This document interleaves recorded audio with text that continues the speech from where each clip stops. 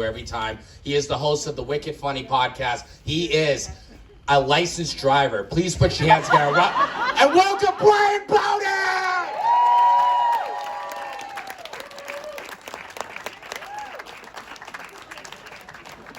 Hey, keep it going for Sam, everybody. A lot of hard work putting on coats and coming up here and shit.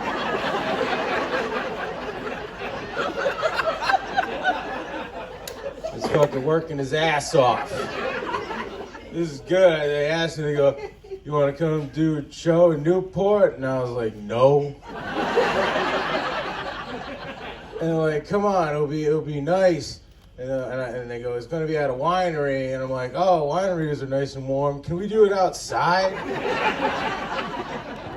And they said, yeah. They're like, we'll get a tent. And I'm like, only if you put Christmas lights up in the tent. And they're like, anything else? I'm like, yeah, can you put a stage up that I'm going to think I'm going to fall through every fucking second I'm on the stage? Is that possible? And they go, yeah, anything else? I go, yeah, blankets to keep us warm, but put them on the stage so we can just stand on them. And they go, anything else? I go, yeah, make sure you put up exit signs in the tent so people know how to leave in case there's an emergency inside the tent. Make sure there's at least 2 exit signs around the tent with no walls. If the shit hits the fan, please feel free to use either one of the other sides to leave the tent. They're open. Did everybody have a good lockdown? Yeah, me too. You guys are really excited about not doing shit for 4 months. It was good. I had a fun lockdown. It was fun. Like, I remember it started. It was like March 13th, and they were like, we're shutting everything down. I'm like, I could just sit home and smoke weed all day, every day. Sign me up. And then the next day, I found out about Tiger King, and I was like, fuck yeah, this is the greatest shit ever. Tiger King was the best. That's when I think that was the only time in 2020 the whole country came together was during Tiger King. That was it. That was it. Did anybody here not see Tiger King? Yeah, see? We all came together to watch it. Watch that gay dude fuck those straight dudes. And plot to kill that bitch. It was fucking awesome. It was everything I've ever wanted on a TV show.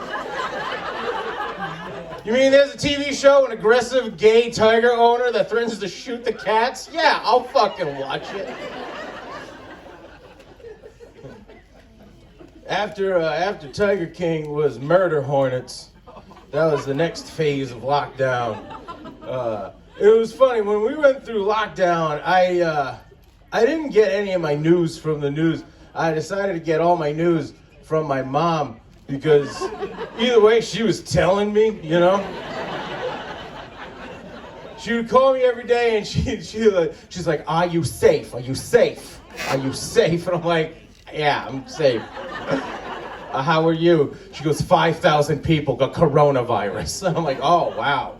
That's tough. That's a tough day, Ma. And then she'll ask me some stupid question, like she'll go, are you washing your groceries? Or what? What did you say? You just asked me if I was washing my groceries? I laughed. The first time she said it, I laughed. I go, ha ha ha ha. She goes, it's not funny. This is serious. I go, you asked me if I wash my fucking groceries. That's a funny question. I'm a fucking professional comedian. That's funny. It's a funny thing. She goes, you need to take this seriously. Keep in mind, when phase 2 opened up, she was first in line at the fucking casino. Okay? This is the lady I'm dealing with. When Murder Hornets happened, she called me up. She goes, do you hear what's happening now? I said, no. Are people not washing their groceries? And she says, no, there's murder hornets. She goes, have you heard of murder hornets? Now, I had heard of murder hornets, but I really wanted my mom to describe what a murder hornet was. So I said, no, it's a murder hornet. She goes, they're these hornets. They're the size of baby birds, and they're flying around stabbing people to death. I'm like, what the fuck? That is the greatest way I've ever heard anybody describe a sting. Next time you get stung by anything, call it a stab. I guarantee you they let you go home from work. It was amazing. Absolutely amazing. I had one of those things, what do you call it? A kid. I got a kid. Anybody have kids? Anybody got kids? Yeah. Did you guys become teachers during lockdown? Yep. Yeah, how old? I know it's a tough question. Your kid definitely failed. If the teacher doesn't know how old the student is and she shit out the student, you both fail. That's so bad. How old? 8 and 10. Oh, right in the middle. Mine's 9. Yeah, so good age. No, it's not. It's not easy. Easy for the fucking teachers. If there's any teachers in here, fuck you. Fuck you. Fuck you. Everybody talk about, the teachers. Fuck you, you motherfucker. All you did was email me, and I did your fucking job, you asshole. Fuck the teachers, man. We know it's really hard for everybody. Yeah, it is. And now I'm a fucking science teacher and a fucking math teacher. I called my apartment the Brian Beaudoin Institute for Higher Learning, and I capitalized HIGH.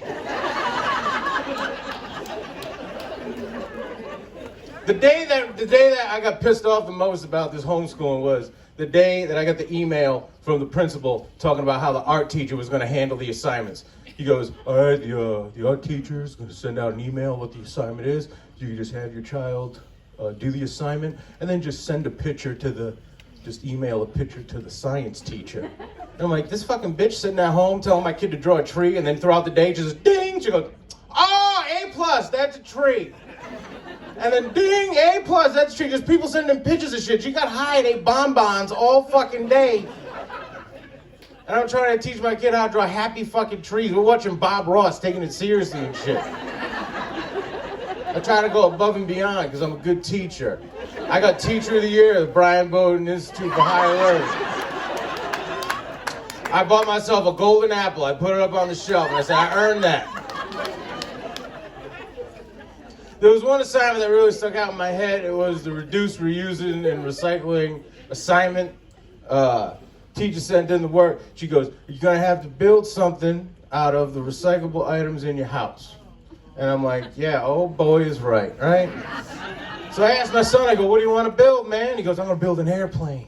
And I go, how are you going to do that? And he goes, I'm going to take some water bottles and tape them together, and then I'm going to take one of your pizza boxes and tape it to the water bottles, and it's going to look like an airplane. And I said, okay. And it looked like an airplane. I mean, it sucked, but it looked like a fucking airplane. But I was proud of him because he did it on his own, and he presented it to the class, right? He has a little Zoom meeting with his class. He's telling the class about the airplane. Teacher goes, that's very good. You're going to get a B. And my son was all excited because his last name begins with B, so when he gets a B, he's fucking souped about it. And I'm totally cool with my son being a B student. I'm fine with that, you know? But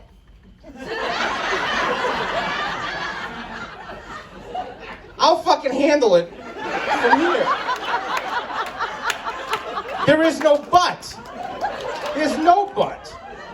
There's no but. There's an and then.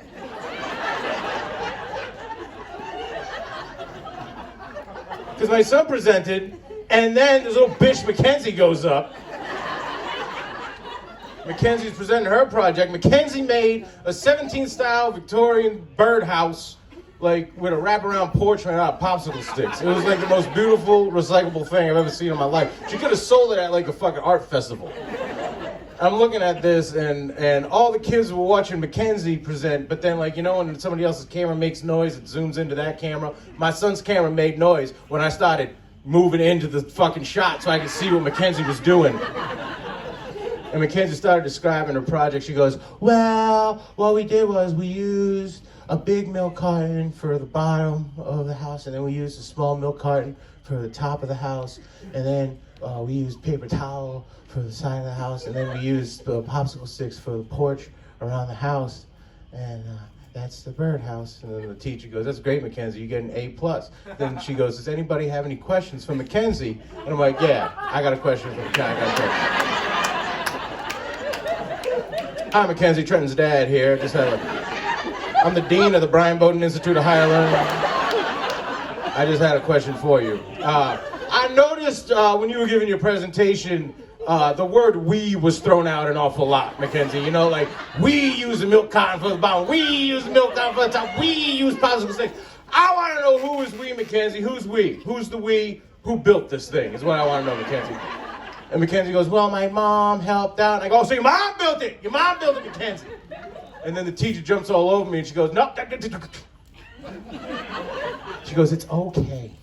Everybody needs help every once in a while. Mackenzie, it's okay to have help. Everybody needs help.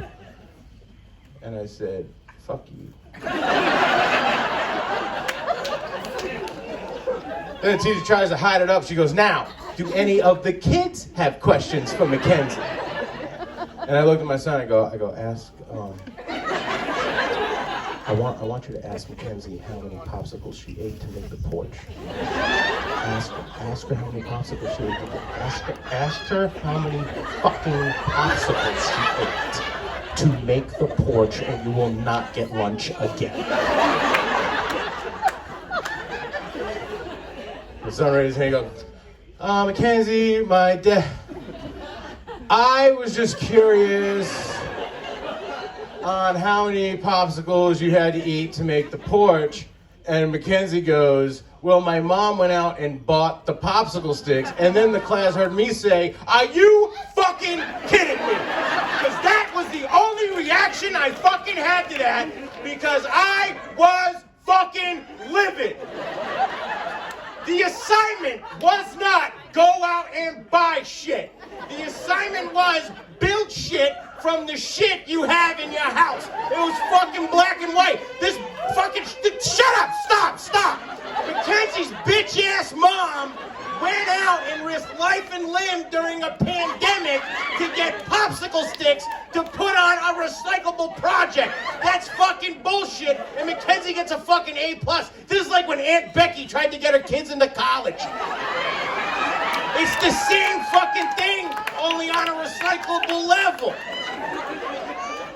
That's like if the assignment was, okay, we're gonna dissect frogs, and then Mackenzie brings her frog back to life.